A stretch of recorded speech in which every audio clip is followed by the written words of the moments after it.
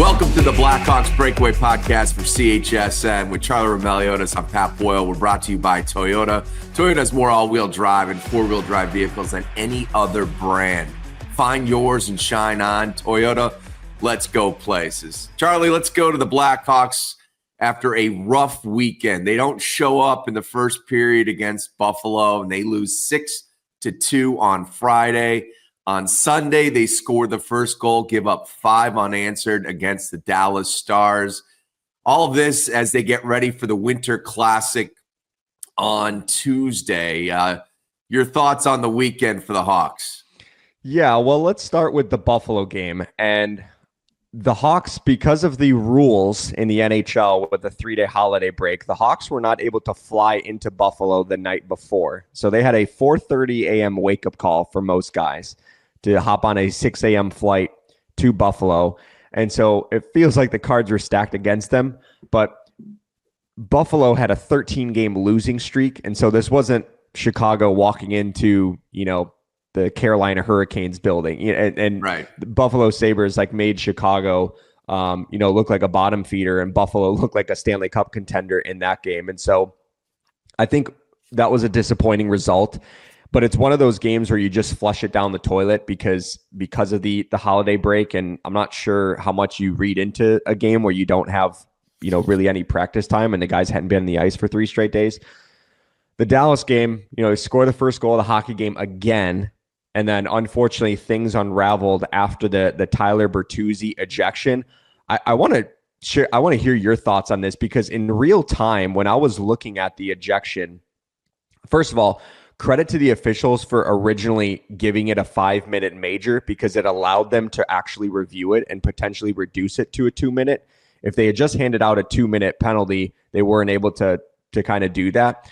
I originally thought the officials were congregating to see if they were going to do a double minor, because if it drew blood from Colin Blackwell.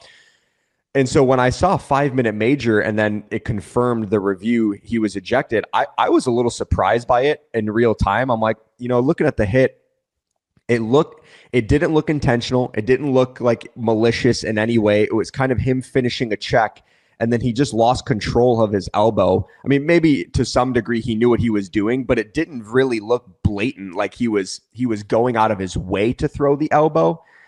And yeah, I mean, first of all, he's doing a reverse hit, right? So his head is facing the opposite way of where his elbow would land as far as Colin Blackwell was concerned. Yeah, I mean, on the intent of it, I would say it was, he obviously knew he was going to hit him. I thought the fact that his elbow is extended, and you just have to have control of your body, and momentum played a role in it. But I think it could have been in 2-minute, but I didn't think it was egregious with them going with 5 minutes. Yeah, I think it also played a role that Colin Blackwell is one of the smallest players in the NHL. So I don't think Bertuzzi is swinging around his elbow trying to make contact with the head. I think it's more so, let me finish my check and prevent him from potentially bouncing up after this hit and then leading to an odd man rush the other way. And so anyway, I think the looks of it it was weird, because typically when you see an ejection, you're like, oh, that was a blatant elbow or he made contact. It was just kind of like, oh, that seemed inadvertent, and he was just gone. Well, and it was. I have to say also, it was Blackwell's reaction. I thought Blackwell really was stunned and was going to his mouth to see if maybe his visor had cut him, like you said, when the elbow connected, to see if there was some blood there. I think it was a combination of things. It's 2 smaller guys. Bertuzzi, his momentum had him leave the ice. He is not facing the player that he hits, but his elbow is clearly extended and connects. You have to be in control of your body. So, yeah, I mean, it was absolutely the momentum swing in the game. I mean, it was a 1-1 game at that point, and I thought, it had been pretty evenly played, if not slightly in favor of the Blackhawks. You go on a 5-minute power play, and they end up scoring just 12 seconds into that power play. Credit the Hawks PK for blanking them the rest of the way, but they didn't build upon that. And it's Charlie.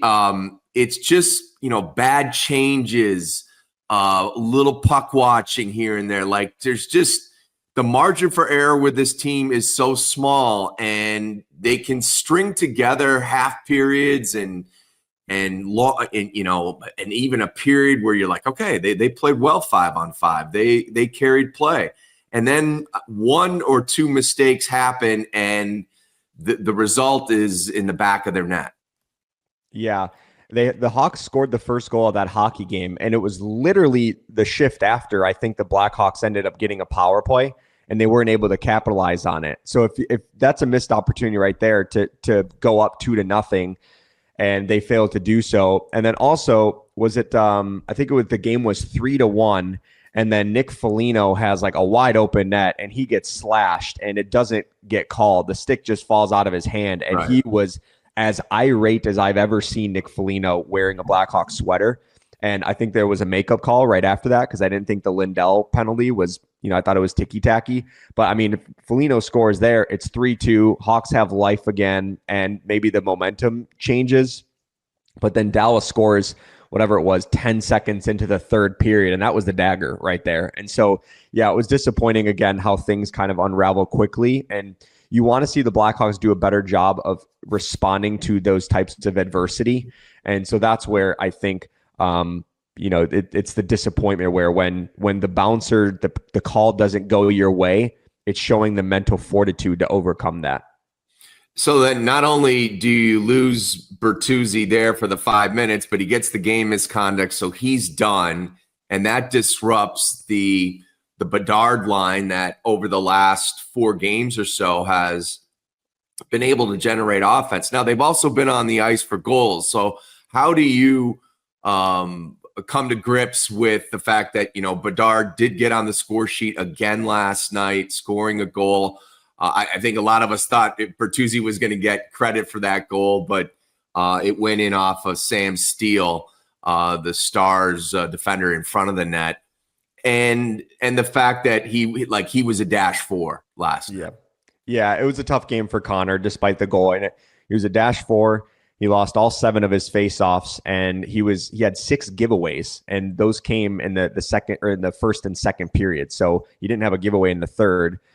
So it was a tough night, and that's going to happen. But I think for him, it's more of he's been playing much better as of late, especially offensively. You see him driving play more. He extended his point streak to 4 games.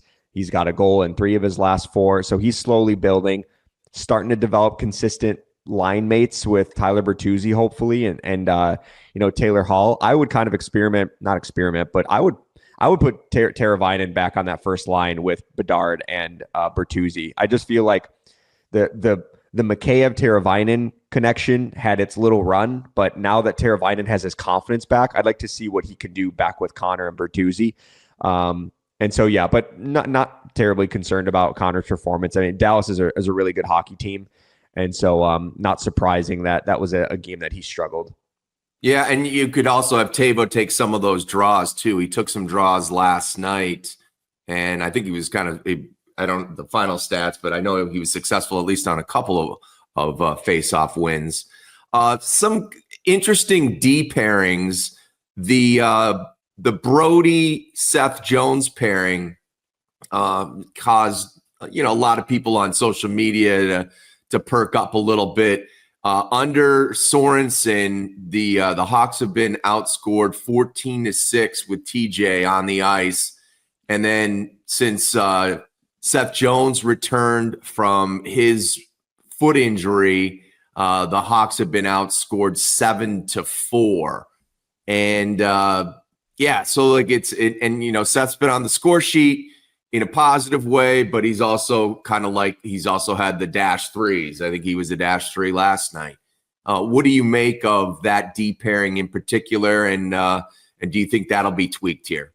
Yeah, I think that ultimately came down to the Blackhawks wanting their three best defensemen each on a different pairing. So it's like you got Seth Jones on the first pairing with TJ Brody, got Alex Vlasic, who's an anchor. He's on the second. You have Connor Murphy on the third. And so it was like, how do we, if you're the Blackhawks, you're like, how do we divide up these pairings where, do you overload with Vlasic and Jones on the first, but then that that's going to leave an opening in one of the other pairings where it could be a Brody Allen combination. And you're like, that might not be the best option. And so that came across to me as just spacing things out and not necessarily, what is TJ Brody doing on the first pairing? Because I don't like to read into first pairing, second pairing, third pairing, because when at the end of the game, when you look at the minutes, Vlasic, Murphy, Jones, they're all going to be in the top three. It's not like Brody's going to be logging 23 minutes just like Seth. So, that part I feel like it could be overblown a little bit, but this to me felt like the Hawks were just trying to balance out the pairings, and I don't know if it worked very well. And so I'm not. Maybe they kind of tweak it up going into the St. Louis game. We've also seen the goaltending take a bit of a dip here over the last week plus. Peter Mrazek, as you would expect, had some rust coming back from his groin injury and being out for as long as he was. And you couple that with, some Soderblom moments where, we had seen him being really consistent for long stretches of this season.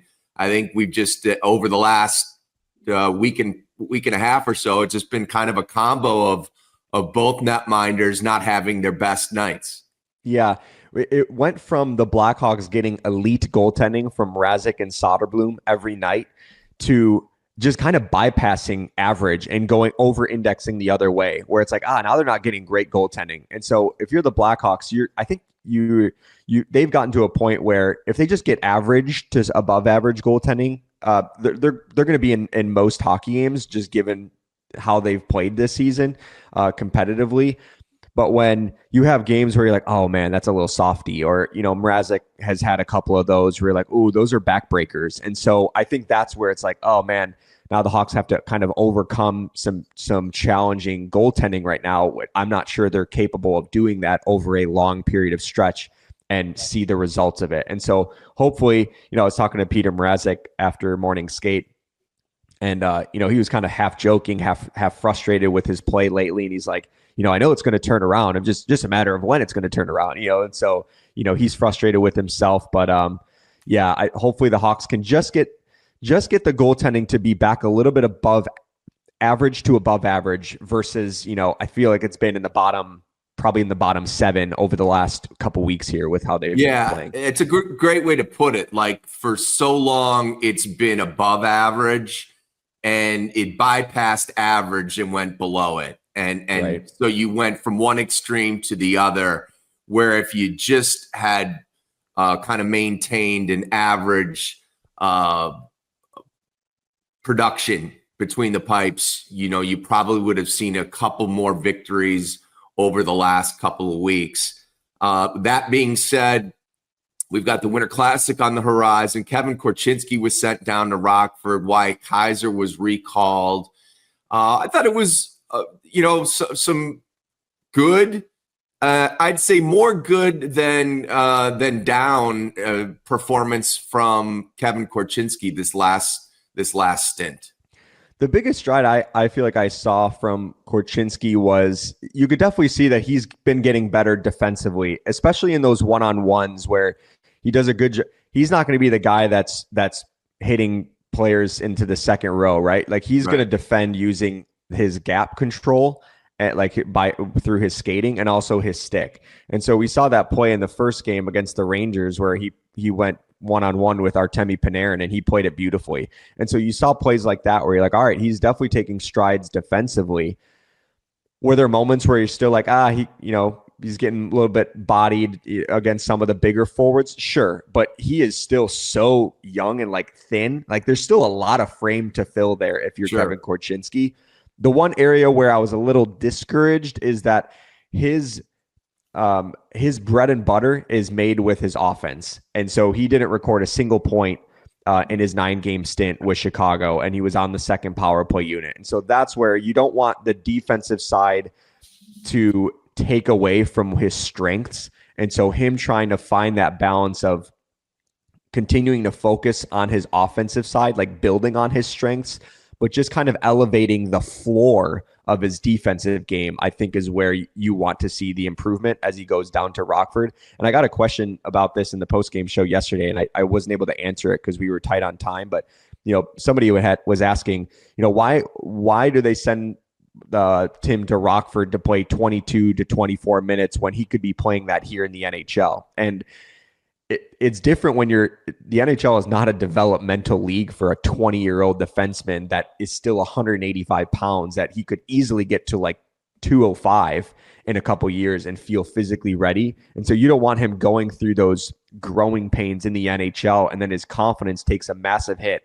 Then the media is talking about it. He's being asked about it. It's like you want him to do that out of the spotlight in the AHL where they can work on him individually, but also they get a lot more practice time in the AHL to focus on those one-on-one skills. And so that's where I'm not surprised that they sent him back down, because it was a nice little reward that he stayed for 9 games, but get him back down, play the rest of the season down in Rockford and hone his game.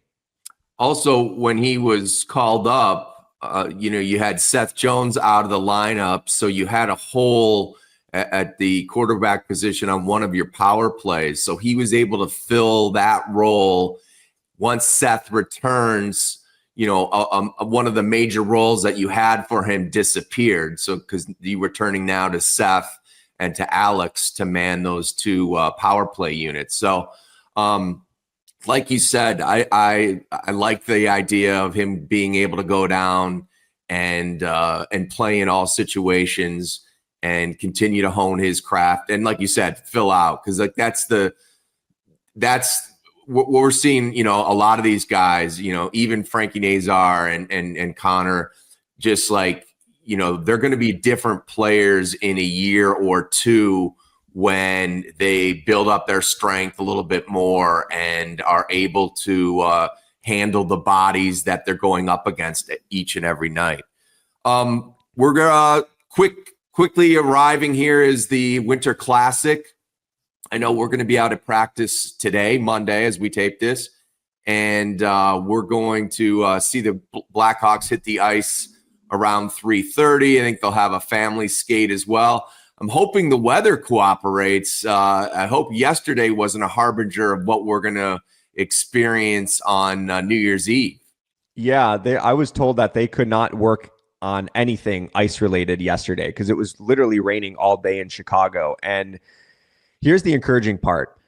I thought there was a possibility that the Blackhawks and Blues were going to have to practice at Fifth Third Arena so they can get the ice ready for the game. Because they weren't able to work on the ice all day Sunday.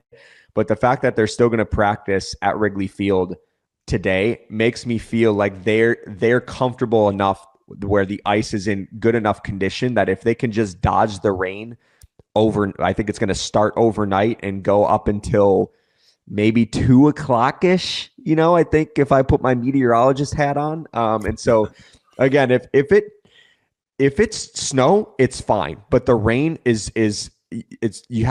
can't play in the rain because it's just going to mess up the ice. And so, yeah, we'll see how the ice evolves. But I think the encouraging part is Hawks and Blues are still going to practice today at Wrigley Field. And I think that's a testament to where they feel the ice is at up until this point and where they feel it will be going into the game on Tuesday. Even in ideal weather conditions, ice is always somewhat of an issue. These outdoor games are different. You're dealing with wind. You're dealing with variables outdoors that you're not dealing with indoors. And so it presents itself to playing a more simplistic style. Like that has to be the mindset for the Blackhawks. Make simple plays. Don't overshoot. Don't overpass. North and south, and play a very simple brand of hockey, because you've got some variables out there, namely ice conditions, that are probably going to hurt the more skilled players than those that play a meat and potatoes blue collar type approach. Yeah, and it's weird for everyone because especially in a stadium where the seats aren't like near the action, it's just kind of away. There's no crowd, so the visual is so different. There's no like, oh, first row and then it's just the rest of the crowd. It's just kind of open space. And so that can, I think, throw off goaltenders in some way too. But also the shooters, it can be a little weird where it's just visually it looks a little different. So this is definitely going to be one of those games where you just simplify it, get pucks to the net to throw out the cliche reply, and just hopefully the Hawks can right the wrong of the last Winter Classic at Wrigley Field, because that one felt like the game was over towards the beginning of the third period, and hopefully the Hawks can start trending the right way in these outdoor games. Yeah, they have not won a Winter Classic. They've lost to Washington, to the Bruins, to Detroit, and they've only won one time in their outdoor games, and that was in the Snow Globe game at Soldier Field against Pittsburgh. And for this team in particular, I would like. This is the biggest stage they're going to be on this year, unless somehow one of them or a handful of them are moved at the trade deadline. This team is not going to, make the playoffs, and take this opportunity. This is how would I say it? A real, like a launching point. Well, you hope it's a launching point, but it's an honor and a privilege to get this opportunity. It's the marquee event, and usually it goes to teams that are having more success on the ice. So it's odd that it happens to two teams that made coaching changes and are trying to find their way. The Blues have been kind of 500-ish since Monty took over, but this is your Stanley Cup playoff. And, cherish the moment, seize the opportunity, and make the most of it, because, these opportunities don't come along very often.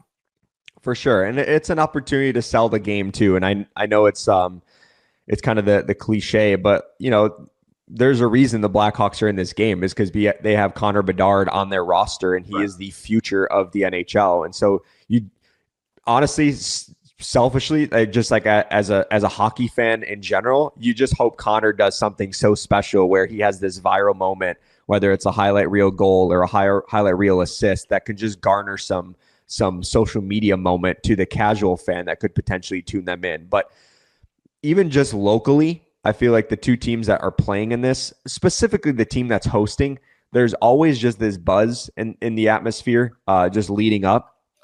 And so hopefully the Blackhawks can deliver.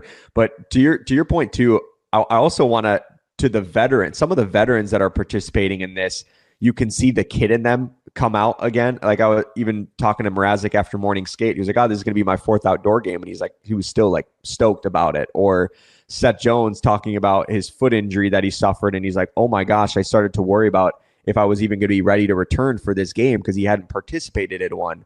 Or Ryan Donato, how he was with Minnesota, I think it was, then ends up getting traded, so he can't participate in that outdoor game. He's with Boston. I think he was hurt and couldn't participate in that game. And then he was with Seattle, and they announced the next year that they're going to host an outdoor game, and he's excited, and then he ends up not being in Seattle the next year. So he's like, I had 3 opportunities, haven't been able to participate in one. And so I think a lot of the guys, even the veterans, are going to cherish this moment just as much as the younger players.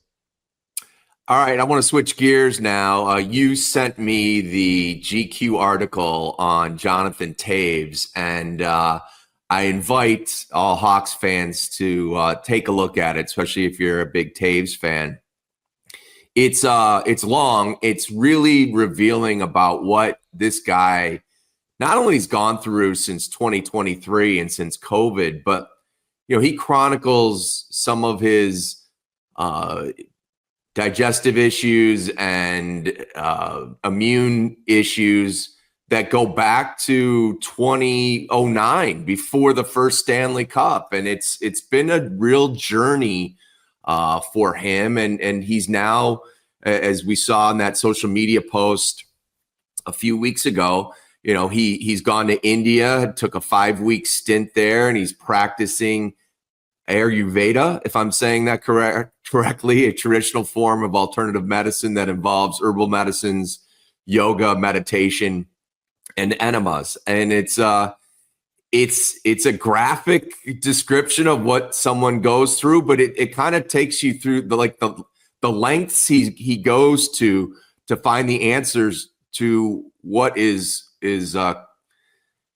costing his body, whether it's the chronic immune deficiency syndrome, or if it's any of the other related things that have gone on.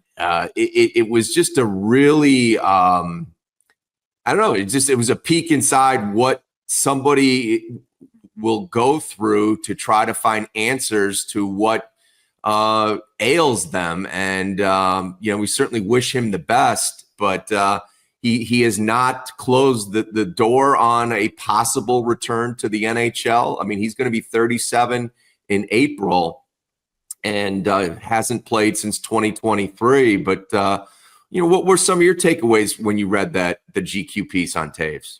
Yeah, so I saw that story circulating on social media and starting to get buzzed during the game yesterday. And so I'm like, all right, got to bookmark this so I can read when I get home, because I knew that it was long, and just kind of quickly scanning it, I'm like, this is a really long story and something that I can't really knock out during play, so I can share on the post game show. But very revealing, very raw. I think Toews is one of the most insightful and deepest thinkers that I've ever come across in an athlete, where you ask for insightful, just things like questions about life, and he always gives you like a deep answer. And so I felt that throughout reading the entire interview. And I think, to me, I walked away from that interview, and I hope this didn't sound this come across the wrong way.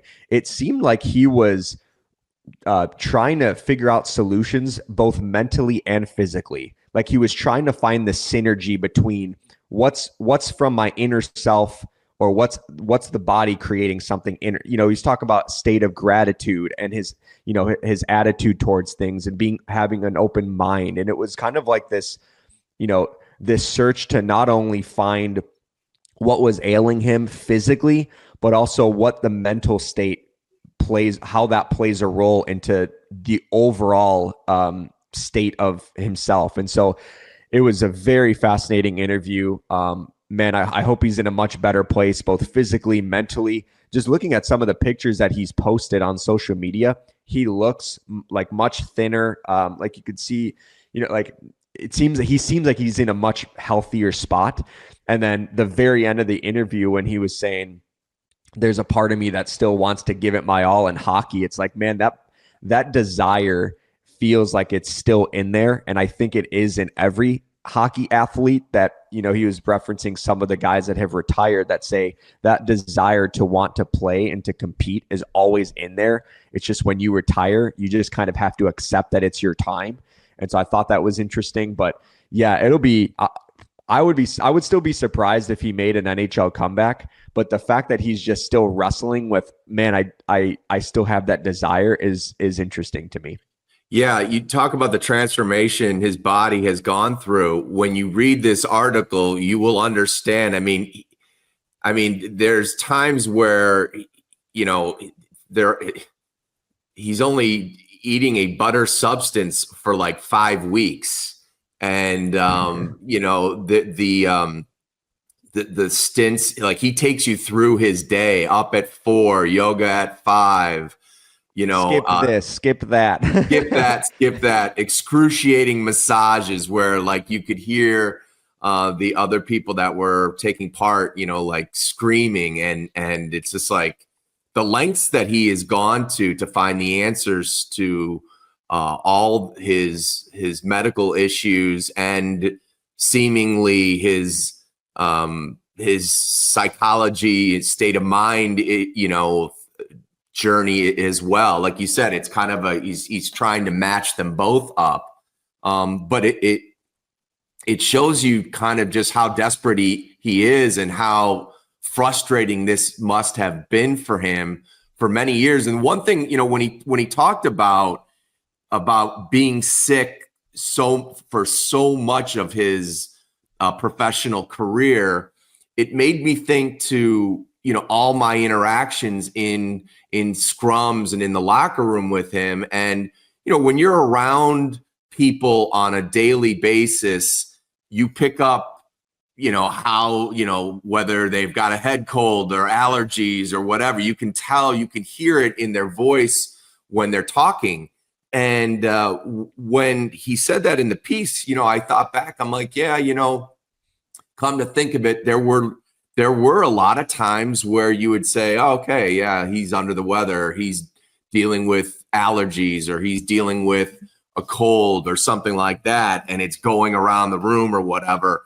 And then, here we are, years later, 16, 17, 18 years later, and we're like, oh, no, he was dealing with this all along, and he just didn't have the answer. He began this journey, this search for what ails him long ago. He was always trying things with his diet and trying to avoid certain things that may cause his body harm. And here he is at age 36, a couple years removed from the National Hockey League. And he's like, it sounds crazy, but yeah, I'm going to drop everything and go to India for 5 weeks, because why not? I've tried everything else and it hasn't worked. Right. I think he's documented the digestive issues that he's had since the beginning of 2009. I feel like I knew that part. What I didn't know, and maybe I just forgot about this, but I don't know if this was news to you, but that he had COVID in February before it was actually a thing. And I mean, the Hawks were still playing games. Like the season didn't get shut down until 7th or 12th or whatever it was. And so I was trying to think back to that moment. I remember coming out of that. I think it was like the All-Star break. And the Blackhawks had like a little road trip that started in Arizona. And I'm trying to think, I was like, was it before then? Was it after then? And like, I was trying to think back, like put myself back in those shoes and think, did Toews miss games? Was he like sick or whatever? And so that part to me, I read that and I was like, oh wow, I didn't realize he had gotten COVID before COVID was actually before they even knew that COVID was going to shut down the world. And so, just a very raw and eye-opening interview. And I always appreciated Toews' insights because he shares like legitimately what's on his what's on his heart, even talking through the process of, I originally thought this was crazy. And then I'm like, and then the interviewer was asking him about, this sounds kind of 70s hippie stuff. And he's like, I right there with you. That's what I thought too. And it came across as judgmental. And so I appreciated the insight that Toews provided into his heart and just to his thinking about all of this as he processed it. So we wish Johnny the best, and hopefully his journey will come to a place where, his body, his mind, and everything is healed. And if he wants to give it another go around, God bless him. It'd be fun to watch. But the best thing we can all hope for is that he finds health and happiness. So check out that article. That's a GQ's latest edition. Latest installment that has the piece on Jonathan Toews. That is going to do it for the Blackhawks Breakaway podcast. For Tyler Bertuzzi, I'm Pat Boyle, and we are brought to you by Toyota. We'll see you next time.